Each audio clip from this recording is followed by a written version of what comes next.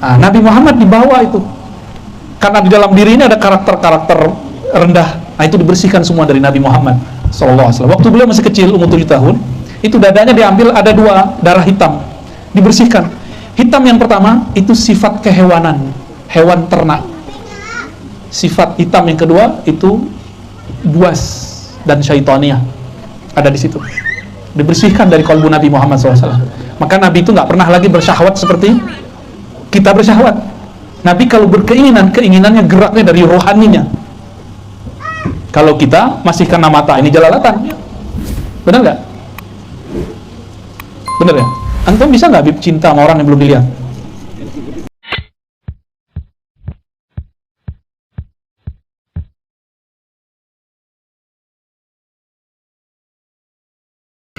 Yang paling lengkap di muka bumi, di alam semesta, itu tubuh manusia. Ada apinya, makanya bisa marah Habib. Habib bisa marah Habib? Ini Habib loh, kita tanyain, Habib bisa marah Habib? Sering tuh. Kalau lagi marah panas nggak Habib? Ada kompor Habib? Nggak ada kompor dalam badannya, tapi kok bisa panas? Berarti ada energi api dalam tubuh kita. Itu. Salaman sama guru, sejuk, merinding. Itu ada air dalam diri kita, air keberkahan, ma'ul haya. Mengalir, karena yang mengalir itu air. Energi api juga mengalir, maka kalau kita ada orang tengkar, jangan deket-deket, karena panasnya lengket ke badan. Di situ setan namanya dasim bisa lengket ke badan. Ini yang membuat orang bisa tengkar, rumah tangga bisa pecah, ya. Maka kalau ada di rumah tangga, satu lagi panas, jangan dilawan pakai panas, bisa meledak jadi bom, ya. Harus ada yang pakai air. Maka enaknya tubuh ini Allah jadikan untuk mengatur alam semesta, disebut khalifah, khalifatullah, ya. Jadi mohon maaf nih para jin, para malaikat, kami bukan sombong-sombong ya. Kita lah khalifah di muka bumi, jadi gak usah takut-takutin jamaah kita ya. Antum gak usah takut sama jin, gak usah takut. Kalau takut tuh sama preman gitu, baru takut kita, sama orang jahat. Ini yang lucu, jamaah takutnya udah mati. Orang udah mati kok takut, waras gak? Yang takut tuh sama orang hidup, digerayangin ntar. Coba tidur dekat kuburan, gak bakal digerayangin. Tidur dekat kita, wah gawat. Jadi seharusnya orang-orang berakal, dia takutnya di mana? Takutnya sama orang hidup, bukan orang mati. Tapi itulah ujian jadi khalifah di muka bumi. Maka syaitan itu biasanya nyerupain dengan muka yang paling menakutkan. Ya, jin iseng.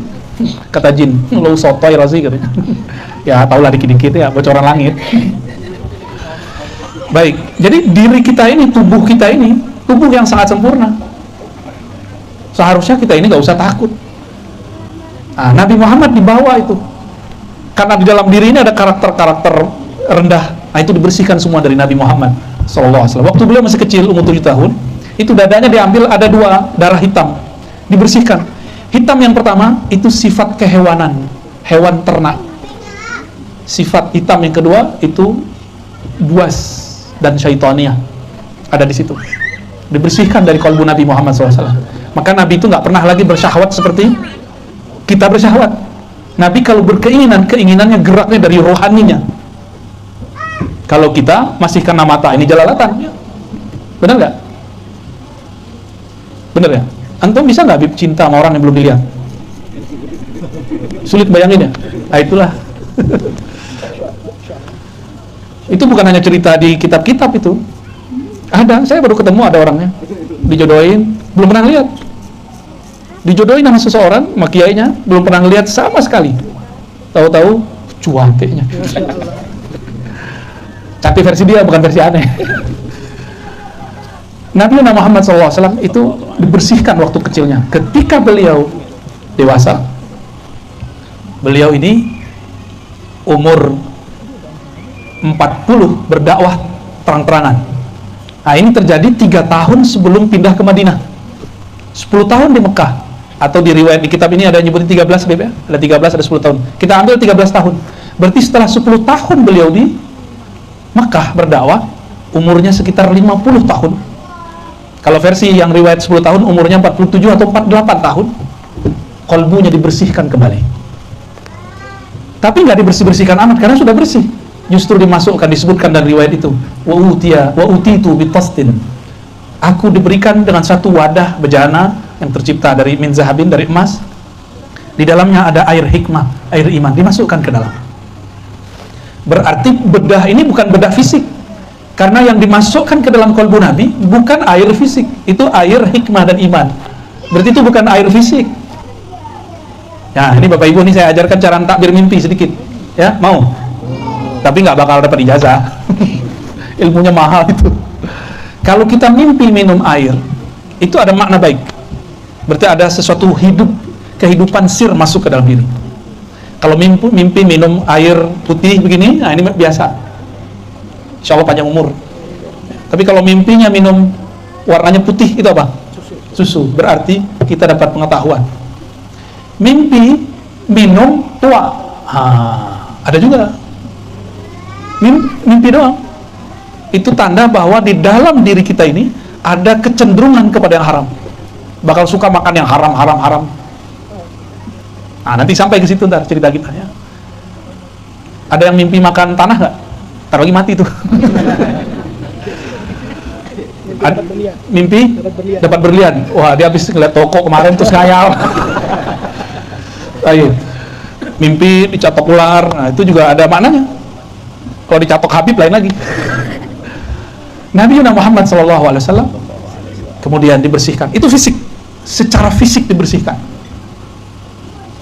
Setelah dimasukkan air itu, maka beliau SAW tambah jelas jalannya. Maka beliau kemudian dibawa oleh Sayyidina Jibril setelah dinaikkan ke atas buruk ke suatu kampung yang banyak kurmanya.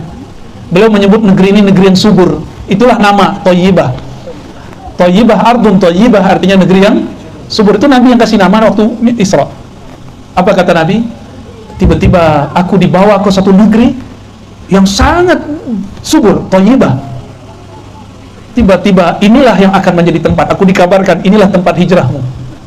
Dalam ilmu kewalian ini disebut penandaan.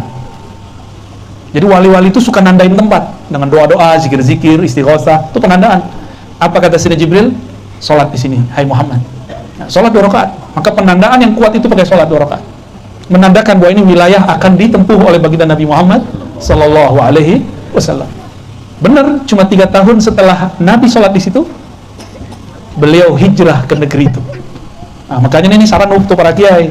Kalau dapat isyarat diberi tanah oleh siapa, sholat di situ 2 rakaat, habis itu pergi. Kalau jodoh kita dimudahkan Allah. Kalau enggak, pasti ada aja masalahnya. Ya, ini mengambil dari ilmu Rasulullah Sallallahu Alaihi Wasallam. Sama mau kerja, sholat 2 rakaat, minta ya Allah kalau benar mudahkan. Ya. Lalu Nabi Muhammad SAW dibawa ke tempat Nabi Musa. Di situ Nabi Musa sedang sholat di dalam kuburnya. Dalam Sahih Bukhari dikatakan, "Fa'idha huwa yusalli fi qabri." Aku tiba-tiba melihat Nabi Musa masih sholat di kuburnya. Sholatnya Nabi Musa beda cara dengan Nabi Muhammad SAW. Cara sujudnya belum sempurna. Yang sempurna itu sujudnya Nabi Muhammad SAW. Nah, ada ilmunya nanti cara sujudnya, syariat orang terdahulu ada. Ya. Apa maknanya? Para nabi, para wali di dalam kuburnya mereka masih melakukan proses ma'rifatullah. Itu sholat bukan sholat cari pahala. Orang udah mati masih cari pahala nggak? Orang udah mati masih dapat pahala nggak? Itu sholat apa itu? Itu namanya sholat ma'rifat, bukan sholat ibadat. Kalau kita ini sholat kita ibadat, cari pahala, bener. Tapi kalau di dalam kubur nggak ada lagi. Maka sholat ini sholat menambah ma'rifatullah. Jadi Nabi Musa selama dalam kuburnya menunggu kemunculan Nabi Muhammad SAW, sekedar ingin kemudian sholat di belakang Nabi menyempurnakan ma'rifatnya. Nanti kita coba lihat ya. Tiba-tiba kemudian Nabi Muhammad SAW dibawa ke Baitul Lahmin. Baitul Lahmin artinya rumah daging. Disitulah Sayyidina Musa dilahirkan. Ya. Disitulah Sayyidatuna Maryam melahirkan Sayyidina Isa ibnu Maryam. Lalu kata beliau, aku disuruh untuk memarkir. Jadi markir itu sudah ada ilmunya dari dulu ya. Tapi kalau buruk itu diparkir cukup ditaruh aja, taruh diikat seperti onta itu diikatnya nggak perlu kuat karena onta itu patuh sekali kepada tuannya. Masuklah Sayyidina Nabi SAW ke dalam Al-Masjid Al-Aqsa. Apa mana Al-Aqsa? Al-Aqsa, saya dulu meneliti teks-teks ulama terdahulu di Mekah menyebut Indonesia dengan sebutan Al-Hind Al-Aqsa. India jauh, India udik. Jadi kita ini disebut orang udik sama orang Arab dulu. Oman jud antum tuh. Al-Hind Al-Aqsa, agak mendingan ada kalimat Syarqul Hind, India Timur, sama artinya India Udik. Jadi kita disebut orang kolot gitu sama orang-orang India dulu ya, sama orang-orang penjajah dulu. Tapi ternyata orang Arabnya ada di sini sekarang. Alhamdulillah kualat ya, kualat yang indah. Jadi Aqsa artinya jauh atau bisa timur, bisa berarti timur, tapi bukan timurnya Makkah. Artinya jauh. Maka Al-Masjid Al-Aqsa ya, minal Masjidil Haram ilal Masjidil Aqsa, masjid yang jauh sekali. Dulu belum ada GPS, benar nggak? Belum ada itu tuh mobilnya, mobil Toyota, Honda, apa itu ya, bid'ah semua itu ya. Nggak ada zaman Rasul itu. Bid'ah mubah, bid'ah kan bagi 5. Kalau sama kawan kita baginya 2 aja. Bid'ah sunnah, kalau kita nggak.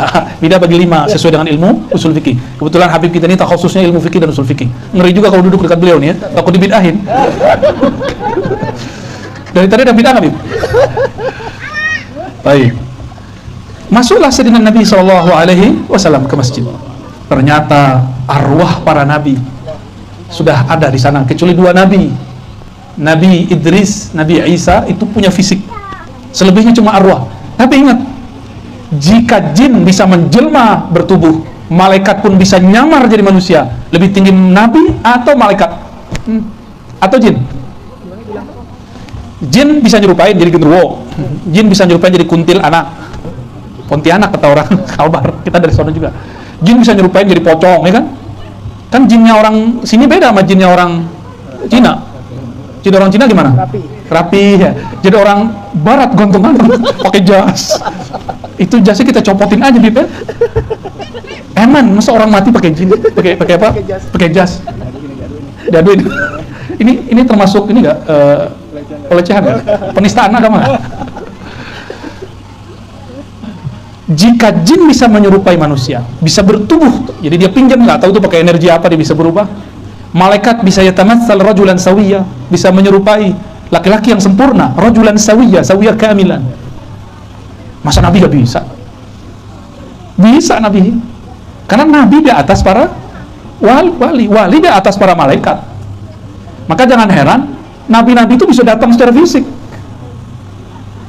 Nabi Muhammad bertemu ruh atau fisik? Dua-duanya sebenarnya, tapi tidak disebutkan di teks itu, cuma disebutkan Anbiya wal Mursalun ya. Itu ketemu zahir dan fisiknya waktu naik ke langit itu kan, ya ruhnya, ya jasadnya. Nah, kalau pakai fisik nggak muat waktu itu, waktu di Al-Masjidil Aqsa. Ini dimensinya sudah beda, alamnya sudah beda, udah alam arwah-arwah suci ya. Jadi kalau ada sekarang orang ngaku ngelihat jin indigo, kok percaya? Sama orang ketemu Nabi kok nggak percaya?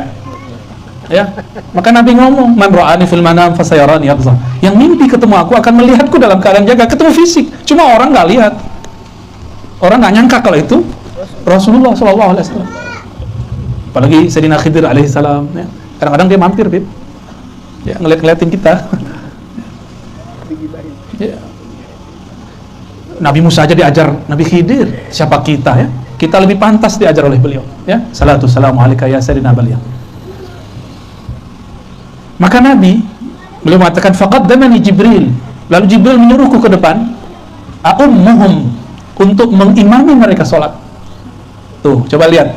Kalau kita belajar fikih, gimana Bib? Orang yang jadi imam itu yang paling banyak hafalan, terus paling afqah, paling paham.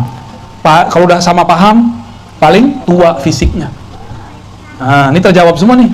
Nabi Muhammad secara fisik baru lahir, umurnya 48 atau 47 tahun. Atau 50 tahun kalau versi satu riwayat ini. Mengimami Nabi Adam yang umurnya di atas 1000 tahun.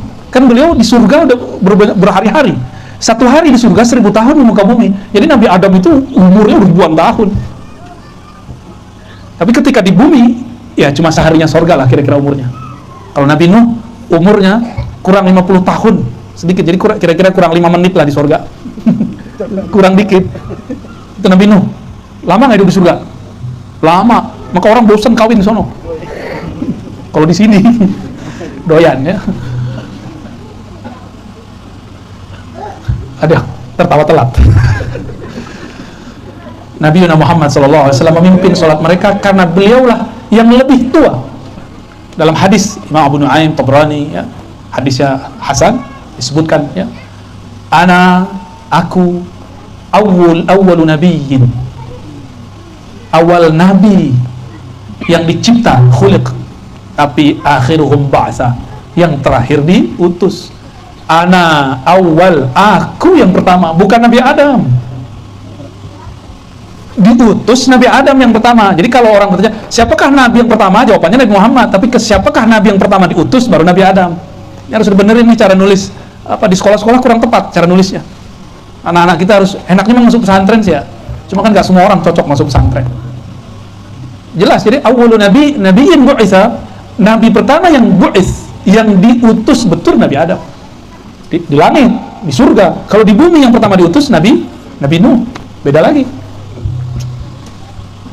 Nah, ajaran sesat gak, Bib? Tolong tegur, Bib ya. Beliau pertama Nabi. Berarti pertama di alam mana? Ternyata kejelasannya ada di riwayat Tirmizi, pengarang kitab ini. Ya ada di sini, ada di hadis ini. Apa kata beliau? Ketika sahabat nanya, ya qalu, kata Abu Hurairah, mata wajabat lakan nubuwah? Kapan ditetapkan engkau sebagai seorang nabi? Jawaban beliau apa? Adam baina ma'in wa tin. Adam belum ada, aku udah jadi nabi. Begitu ngomong nggak sombong loh. Itu ngomong tentang hakikat diri, itu boleh. Sesekali ini Pak Haji Rahman ini boleh ngomong, saya ini dewan. Nah, boleh sesekali. Tapi jangan tiap hari, kita juga bengah dengarnya. Sesekali dipakai itu. Nah, Nabi Muhammad sesekali pakai, tapi beliau lebih sering ngomong ana basyarum mitslukum. Saya manusia biasa, saya bisa lupa kayak kalian. Nah, itu Nabi lagi acting namanya. Nabi itu masa bisa lupa, ya kan? Nggak ada Nabi lupa. Itu lupa dilupakan, sebenarnya Isra diisrakan. Nabi lapar, mungkin nggak percaya nggak Nabi lapar? Nggak percaya nih. Beliau ngomong, innama, jadi ketika semua sahabat makan, dikasih makan sama Nabi nggak makan. Satu kali 3 hari mereka nggak makan, Nabi kuat. Sahabat-sahabat dan jerit, Rasulullah, kami belum makan. Itu pemimpinnya Abu Hurairah tuh, makanya ada orang salah paham tentang Abu Hurairah, dikira Abu Hurairah ini monster perut. Itu mereka suul ada sama Abu Hurairah. Abu Hurairah itu orang yang disayang Rasulullah Shallallahu Alaihi Wasallam. Santri beliau yang paling rajin lah. Ketika semua orang bekerja kawin, dia nggak kawin dia. Meninggal Rasulullah baru dia nikah, baru dia kerja. Abu Hurairah bukan orang yang perutnya besar seperti yang diceritakan pembenci sahabat Rasulullah. Sayyidina Abu Hurairah datang ke Rasulullah, perut kami belum makan 3 hari. Nabi acting juga, ditaruh batu 2 atau 3. Itu hadisnya sahih. Tapi di hadis yang lain di mana kita tahu kalau Nabi ini lagi acting? Bukan Nabi ini suka memalsukan diri, enggak. Begitulah Allah nyuruh, dah Muhammad sekarang kamu seperti orang lapar beliau. Sekarang kamu seperti orang nggak perlu makan. Kata Nabi, innama saqani rabbi wa at'amani. Yang ngasih makan minum aku langsung Allah. Udah kalian makan semua, makan minum semua, aku nggak perlu. Jadi Nabi itu yang penting umatnya makan, beliau nggak makan nggak apa-apa. Itu Rasulullah Shallallahu Alaihi, karena bintik hitam tadi sudah dibersihkan dari kalbu beliau. Kalau kami ini, yang para dai, para ustadz, mu'alim, para guru ini, bintiknya bukan 200, 2000. Jadi mohon maklum jika sesekali sisi kemanusiaan kami muncul, ya, sisi manusiawi. Ini bukan orang suci, ya, biar saya aja yang ngomong, Bib. Bukan orang suci, orang biasa ini semua. Depan aja yang alim-alim mukanya soleh-soleh kayak nggak nafsu gitu kan. Serius, yang di bawah lebih nafsu. Kita aja ngaji punya nafsu, ya, apalagi yang di bawah. Nabi sering disuruh begitu, Sallallahu Alaihi. Maka ketika beliau mengatakan, aku sudah diangkat jadi Nabi, Adam belum dicipta, itu bukan sombong, itu namanya tahaddus bin ni'mah. Ya, akhir surat Ad-Duha apa? Coba bacain. Dia lagi murojaah nih, ayo bacain. Kalau Habib masih hafal, ayo. Akhir surat Duha. 1, 2, 3. Bi ni'mati rabbika fahaddits. Masa itu nggak hafal? Gimana mau masuk surga? Pernah masuk surga nggak bukan pakai Ad-Duha, pakai la ilaha illallah. Cuma makom di surga 1 huruf Quran. Kalau hafal Ad-Duha sampai akhir kan makomnya tinggi gitu. Terhadap nikmatmu, nikmat Rabbmu hai Muhammad, maka ceritakanlah. Maka Nabi kalau cerita tentang nikmat itu bukan sombong. Itu memang beliau sedang bertahaddus, namanya syukur.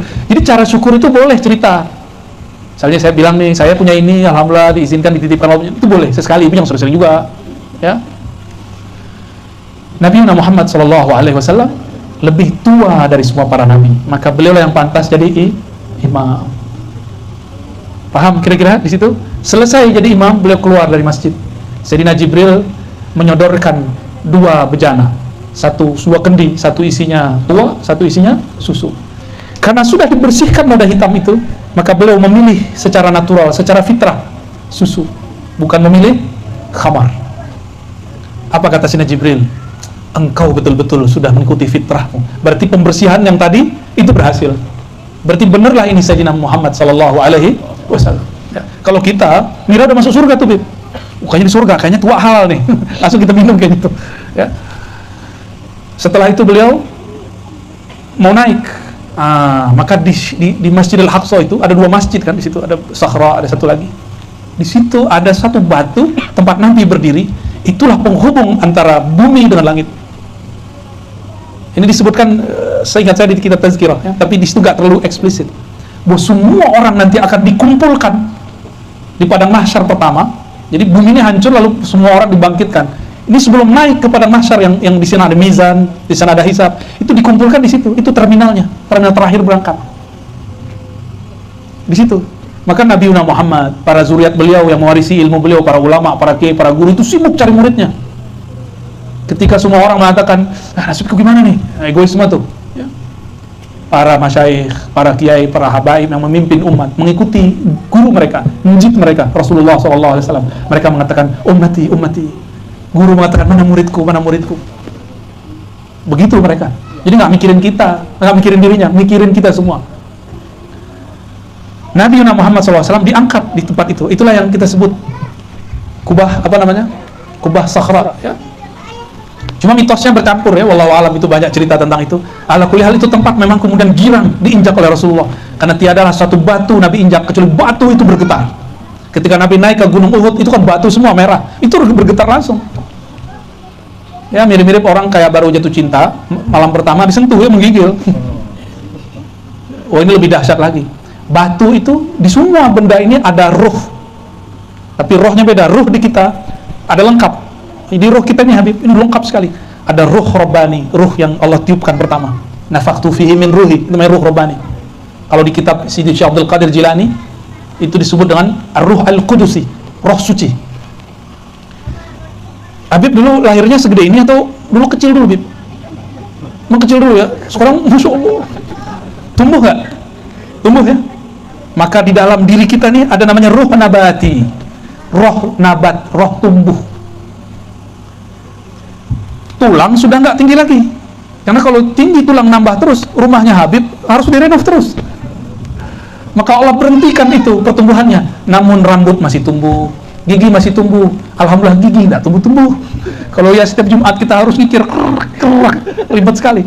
Jenggot masih tumbuh? Alhamdulillah ya. Kuku tumbuh? Ya. Cinta masih tumbuh nggak? Wallahu a'lam bishawab. Saya juga nggak tahu masalah itu ya. Namanya apa tadi? Roh nabati.